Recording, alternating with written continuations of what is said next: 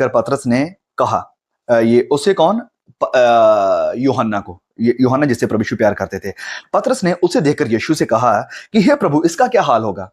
मतलब यहाँ पर प्रभु यीशु ने बात करी थी पतरस की कि उसके साथ क्या होने वाला है, वो कैसी मृत्यु मरेगा।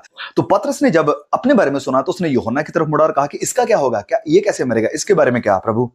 तो प्रभु यीशु ने जवाब दिया, यीशु ने उससे उत्तर दिया कि यदि मैं चाहूं कि वह मेरे आने तक ठहरा रहे तो तुझे इससे क्या, तू मेरे पीछे हो ले। इसलिए भाइयों में यह बात फैल गई कि वह चेला नहीं मरेगा, तो भी यीशु ने उससे ये नहीं कहा कि वह ना मरेगा, परंतु ये कि यदि मैं चाहूं कि वह मेरे आने तक ठहरा रहे तो तुझे इससे क्या। अब भाई का सवाल था कि कुछ लोगों का ये मानना है कि यूहन्ना को बड़ी मारने की कोशिश करी गई, उसे उबलते हुए तेल में डाल दिया गया, उसे पतमस टापू पर डाल दिया गया और भी कई तरीके से उसके ऊपर अत्याचार हुए, लेकिन वो मरा नहीं। तो इस कारण भाइयों में ये विश्वास था, चर्चेस में ये विश्वास था कि यूहन्ना मरा ही नहीं है।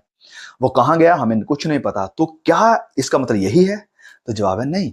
ये वचन क्लियरली हमें बता रहा है। मुझे नहीं पता कि हम कैसे इस वचन को गलत समझ सकते हैं जब वचन क्लियरली हमें बता रहा है। यूहन्ना के बारे में पतरस पूछ रहा है कि प्रभु यीशु इसका क्या होगा? तो प्रभु यीशु ने कहा कि अगर मैं चाहूं, अगर मेरी मर्जी हुई, अगर मैं चाहूं तो ये नहीं मरेगा, मेरे आने तक जिंदा रहेगा जब तक मैं दोबारा लौटकर वापस ना आऊं।